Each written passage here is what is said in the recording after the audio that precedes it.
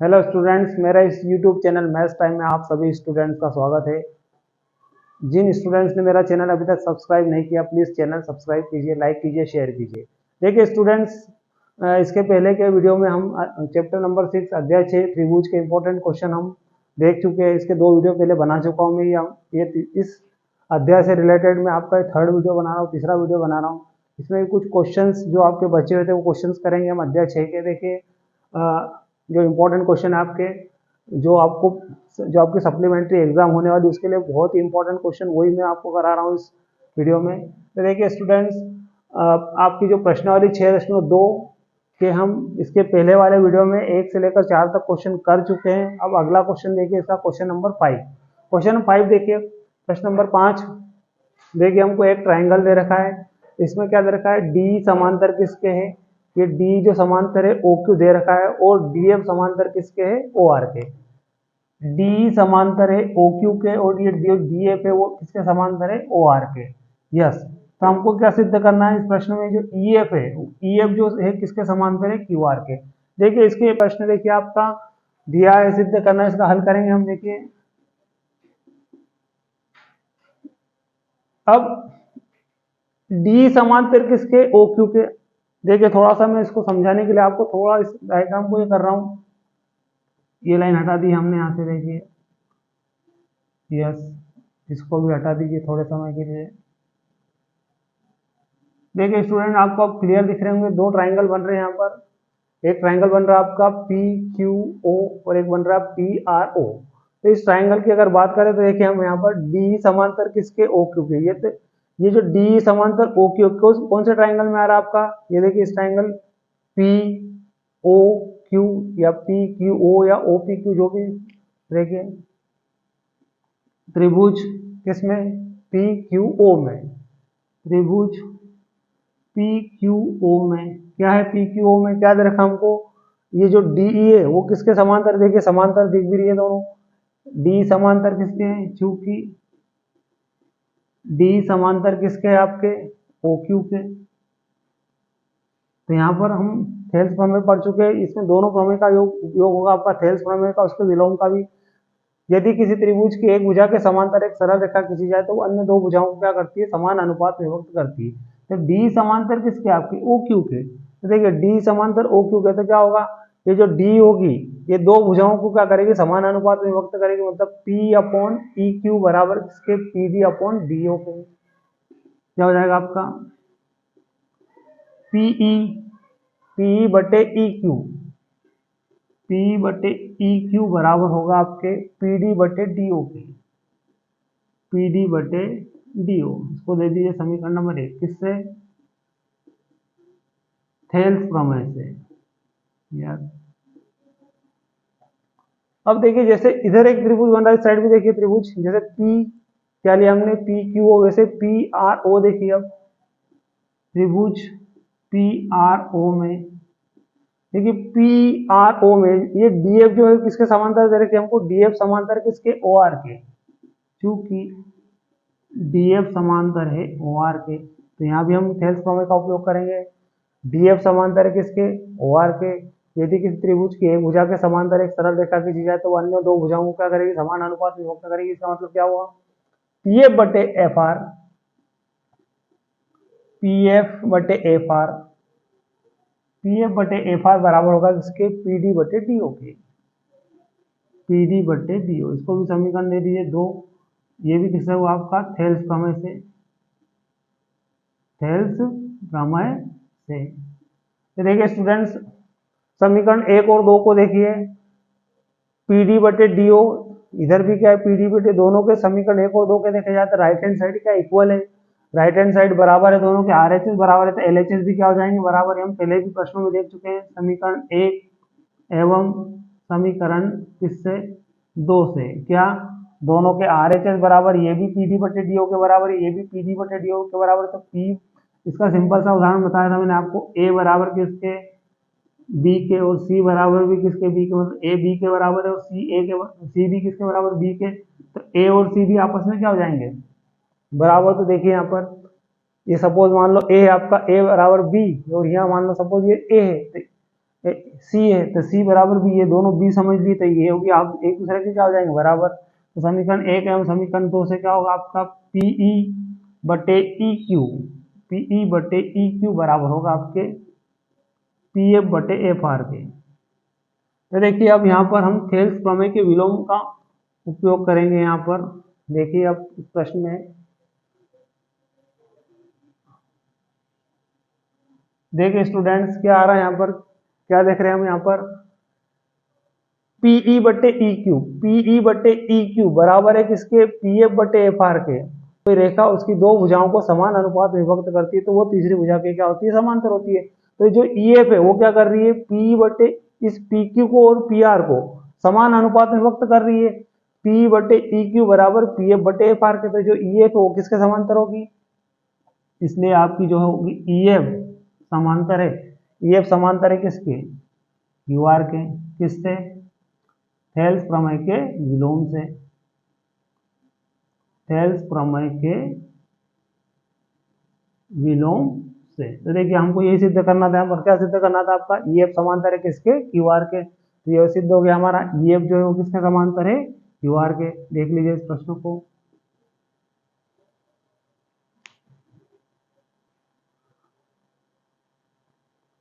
देखिए स्टूडेंट्स अब इसका क्वेश्चन नंबर 6 प्रश्न नंबर 6 देखिए, इसका प्रश्न नंबर 6 में भी क्या दे रखा हमको, एक ट्राइंगल के अंदर देखिए ए बी समांतर किसके हैं, ए बी समांतर है पी क्यू के दे रखा है। ये जो ए बी है वो पी क्यू के समांतर है और ए सी क्या है किसके समांतर है पी आर के समांतर।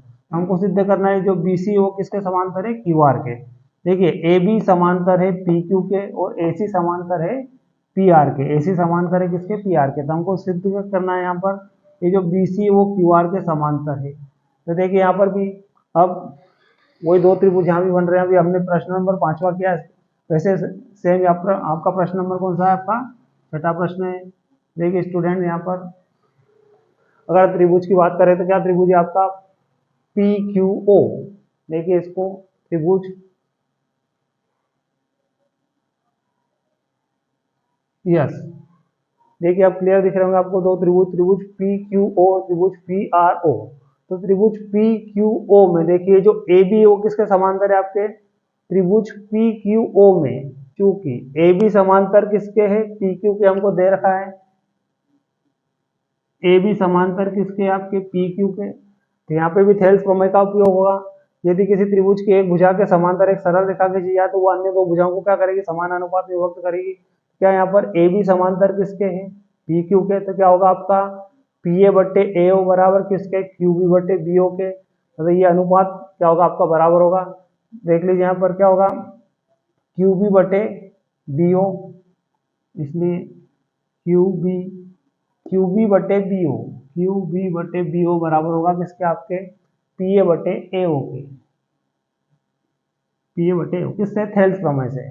यस अब त्रिभुज देखिए पी आर ओ में, तो पी आर ओ में क्या समांतर है आपका ए सी समांतर किसके है, क्योंकि ए सी समांतर है किसके पी आर के। यहाँ भी वही थेल्स प्रमेय का उपयोग होगा। यदि किसी त्रिभुज के एक भुजा के समांतर एक सरल रेखा खींची जाए तो अन्य दो भुजाओं को क्या करेगी समान अनुपात में विभक्त करेगी। तो यहाँ पर देखिए क्या होगा आपका आर सी बटे सी ओ, आर सी बटे सी ओ बराबर किसके, या तो हम आर सी बटे सी ओ बराबर किसके पी ए बटे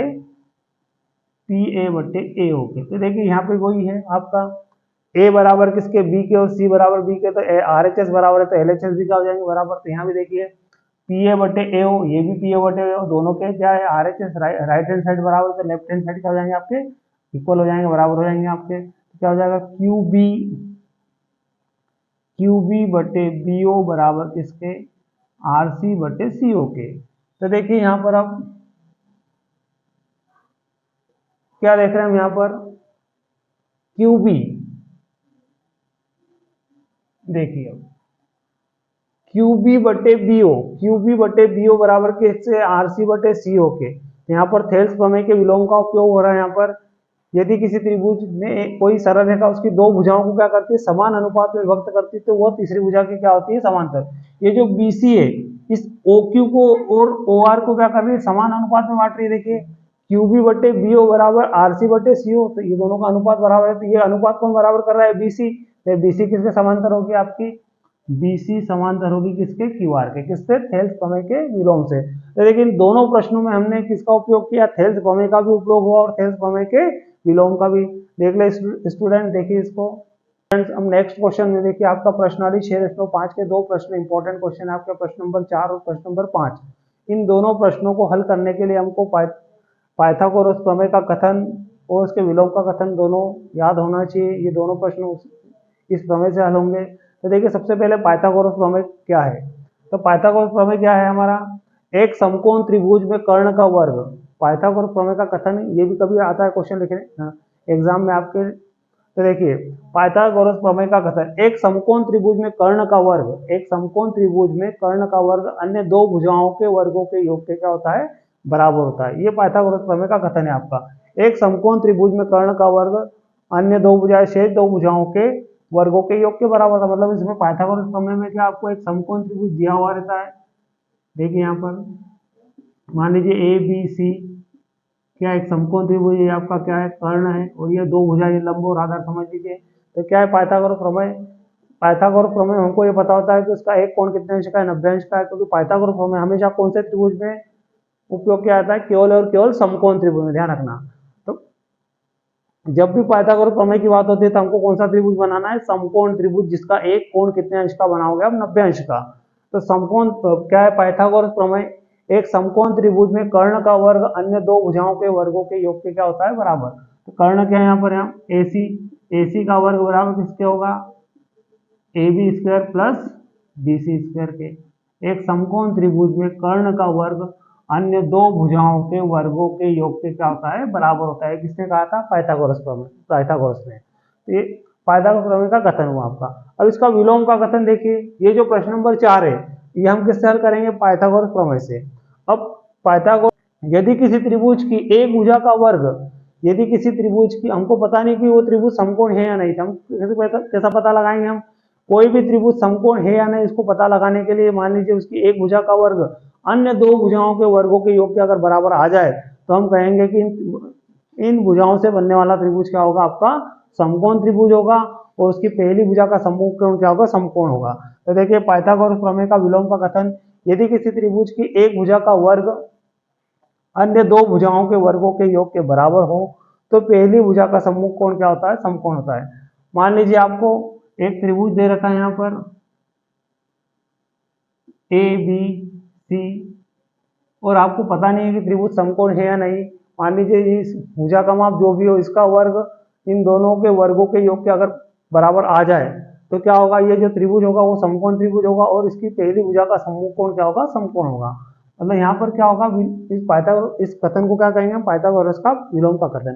तो देखिए यहाँ पर जो प्रश्न नंबर 4 है आपका, वो किससे हल होगा, आपके पाइथागोरस प्रमेय से, और प्रश्न नंबर 5 किससे हल होगा, आपके पाइथागोरस प्रमेय के विलोम के कथन से। तो दोनों कथन को एक बार फिर से देख लीजिए। पाइथागोरस प्रमेय, एक समकोण त्रिभुज में कर्ण का वर्ग शेष दो भुजाओं के वर्गों के योग के क्या होता है, बराबर होता है। ये किसने कहा था, पाइथागोरस ने। और इसी का विलोम का कथन क्या है, यदि किसी त्रिभुज की एक भुजा का वर्ग अन्य दो भुजाओं के वर्गों के योग के बराबर हो तो पहली भुजा का सम्मुख क्या होता है, समकोण होता है। तो देखिए स्टूडेंट्स, अभी हम दोनों प्रश्नों को, काफी महत्वपूर्ण काफी इंपॉर्टेंट क्वेश्चन है आपके, प्रश्न नंबर 4 और 5 कई बार एग्जाम में आ चुके हैं। तो देखिए अब इसको हम पाइथागोरस प्रमेय और उसके विलोम 6.5 का प्रश्न नंबर 4 देखिए क्या दिया आपको, एक त्रिभुज दे रखा है, त्रिभुज ABC एक समद्विबाहु त्रिभुज है जिसका कोण C क्या दे रखा है आपको, समकोण। समकोण मतलब कितने अंश का कोण, 90 अंश का। क्या सिद्ध करना आपको यहाँ पर, AB स्क्वायर बराबर किसके, 2AC स्क्वायर के। देखिए इसको हल करेंगे इस प्रश्न को। अब देखिए यहाँ पर हमको दे रखा है ABC एक समद्विबाहु त्रिभुज है, तो समद्विबाहु त्रिभुज तो ऐसा भी बना सकते हैं हम, ABC समद्विबाहु त्रिभुज मतलब जिसकी दो भुजाएं क्या हो, समान हो। लेकिन चूंकि यहाँ पर त्रिभुज समद्विबाहु तो दे रखा है, साथ में उसका एक कोण क्या है, समकोण है। तो यहाँ पर कोई कोण समकोण है क्या, नहीं। तो इसके लिए हम कौन सा त्रिभुज बनाएंगे, समकोण समद्विबाहु त्रिभुज, जिसमें एक कोण कितने का बनाना आपको, 90 अंश का। तो देखिए यहाँ पर इस प्रश्न को हल करने के लिए हम एक समकोण त्रिभुज बनाएंगे जिसकी दो भुजाएं एक हम लंब और आधार क्या रखेंगे, बराबर रखेंगे, ABC, जिसमें AB बराबर किसके, आपके BC के। ध्यान रखना हमेशा एक समकोण त्रिभुज में जो होती है वो कर्ण सबसे बड़ी भुजा होती है। कभी भी कर्ण इस लंब और आधार के कभी भी बराबर नहीं होगी। लंब और आधार बराबर हो सकते हैं, लेकिन लंब कभी कर्ण के बराबर नहीं होगा, आधार कभी कर्ण के बराबर नहीं होगा। कर्ण हमेशा क्या होगी, समकोण त्रिभुज की सबसे बड़ी भुजा होती है। इसीलिए हम जब पाइथागोरस प्रमेय लिखते थे क्या लिखते हैं हम, कर्ण का वर्ग बराबर अन्य दो भुजाओं का वर्ग, मतलब कर्ण का वर्ग बराबर किसके होता है, लंब का वर्ग प्लस आधार के वर्ग के। तो देखिए स्टूडेंट्स, अब क्या कहा हमको, यहाँ क्या दे रखा है, त्रिभुज एबीसी एक समद्विबाहु त्रिभुज है। तो हमने एक समद्विबाहु त्रिभुज बना लिया जिसकी दो भुजाएं, समद्विबाहु, सम मतलब समान, द्वि मतलब दो, बाहु मतलब भुजाएं।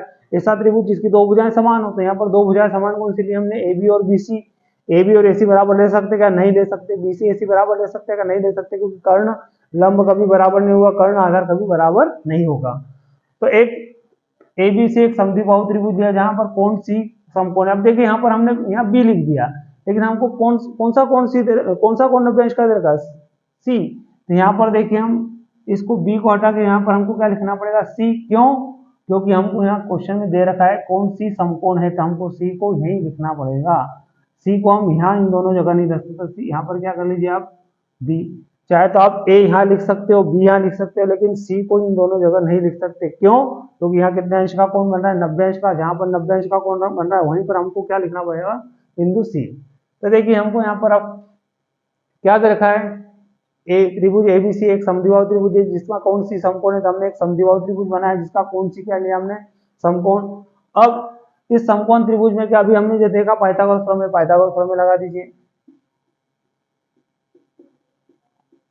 समकोण त्रिभुज किसमें, ए सी बी में, समकोण त्रिभुज ए सी बी में किससे, पाइथागोरस प्रमेय से। समकोण त्रिभुज ए सी बी में पाइथागोरस प्रमेय से। तो क्या देखा हमने, पाइथागोरस प्रमेय, एक समकोण त्रिभुज में कर्ण का वर्ग, एक समकोण त्रिभुज में कर्ण का वर्ग अन्य दो भुजाओं के क्या होता है, वर्गों के योग के बराबर होगा। तो अन्य दो भुजाएं कौन सी आपकी, एसी और बीसी। तो देखिए बीसी का वर्ग प्लस एसी का वर्ग। अब हमको सिद्ध क्या करना है, देखिए यहाँ पर ए बी स्क्वायर बराबर से 2ac स्क्वायर के। अब चूंकि हमको एबीसी एक समद्विबाहु त्रिभुज दे रखा है जहां पर एसी बराबर किसके है, देखिए यहाँ पर चूंकि एसी बराबर किसके, आपके बीसी के, मतलब एसी और बीसी आपस में क्या है, एसी बराबर, मतलब एसी की जगह क्या लिख सकते हैं बीसी, या बीसी की जगह क्या लिख सकते हो आप एसी। देखिए यहाँ पर ए बी स्क्वायर हमको सिद्ध क्या करना है, 2ac स्क्वायर। तो इस बीसी को हटा के क्या लिख सकते हैं हम, एसी। तो बीसी स्क्वायर की जगह क्या आ जाएगा आपका, AC square plus AC square. तो देखिए आपको ये सिद्ध हो गया, ए बी स्क्वायर बराबर किसके, 2ac स्क्वायर के। हैंस तो ये आपका प्रश्न सिद्ध हो गया। किससे सिद्ध करा, देखिए कितना आसान क्वेश्चन था। सिर्फ आपको क्या याद रखना है, पर थेल्स प्रमेय, सॉरी पाइथागोरस प्रमेय याद रखना है। पाइथागोरस प्रमेय से इस प्रश्न को क्या कर दिया हमने, हल कर दिया। देख लीजिए स्टूडेंट्स,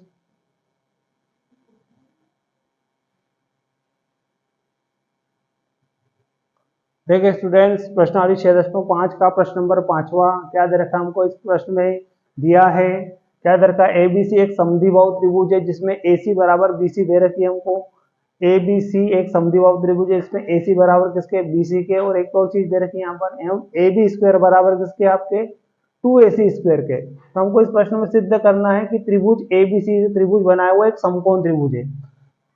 अभी इसके जो पिछला प्रश्न हमने हल किया उसमें त्रिभुज एबीसी हमको एक समकोण त्रिभुज दे रखा था, और यहाँ पर अब हमको सिद्ध करना है कि ये जो एबीसी एक समकोण त्रिभुज है। तो कोई भी त्रिभुज समकोण कब होता है, जब उसका एक कोण कितने अंश का हो, 90 अंश का।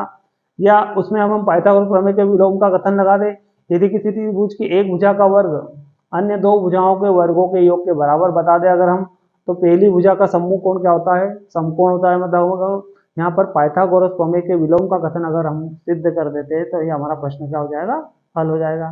तो देखिए यहाँ पर अब एक त्रिभुज बनाया हमने, यहाँ पर हमने जो समकोण का चिन्ह था उसको हटा दिया है। देखिए यहाँ त्रिभुज एबीसी में एसी बराबर किसके, बीसी के दे रखा है आपको। एबीसी एक समद्विबाहु त्रिभुज है जिसकी भुजा एसी और बीसी बराबर है, और साथ में ए बी स्क्वायर बराबर क्या दे रखा है, 2ac स्क्वायर। देखिए हल इसका, चूंकि किसके, ए बी स्क्वायर बराबर किसके, 2ac स्क्वायर के, इसलिए ए बी स्क्वायर बराबर किसके, एसी स्क्वायर, 2ac स्क्वायर को क्या लिख सकते हैं हम, AC square plus AC square. लेकिन हमको क्या दे रखा है, एसी बराबर किसके हैं, देखिए यहाँ पर चूंकि AC बराबर किसके हैं, BC के, तो हम एक AC को हटा के क्या लिख सकते हैं, इसकी जगह BC लिख दीजिए यहाँ पर। तो देखिए यहाँ पर AB स्क्वायर बराबर AC इक्वल टू किसके, BC के, तो AC स्क्वायर बराबर किसके हो जाएगा आपके, BC स्क्वायर का। तो BC एक AC की जगह हमने क्या लिख दिया, AC स्क्वायर की जगह BC square plus AC square. तो देखिए यहाँ पर पाइथागोरस प्रमेय के विलोम का कथन लग रहा है यहाँ पर।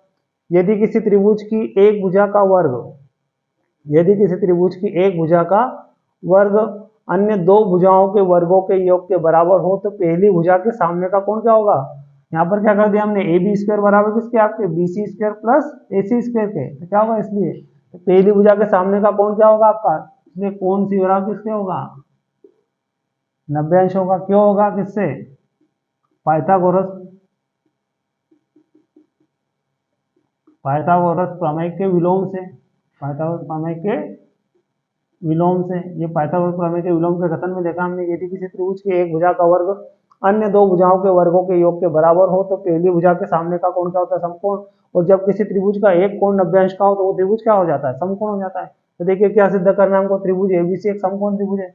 अतः ये सिद्ध हो गया आपका, त्रिभुज ABC क्या है, एक समकोण त्रिभुज है। यस, देख लीजिए इसको।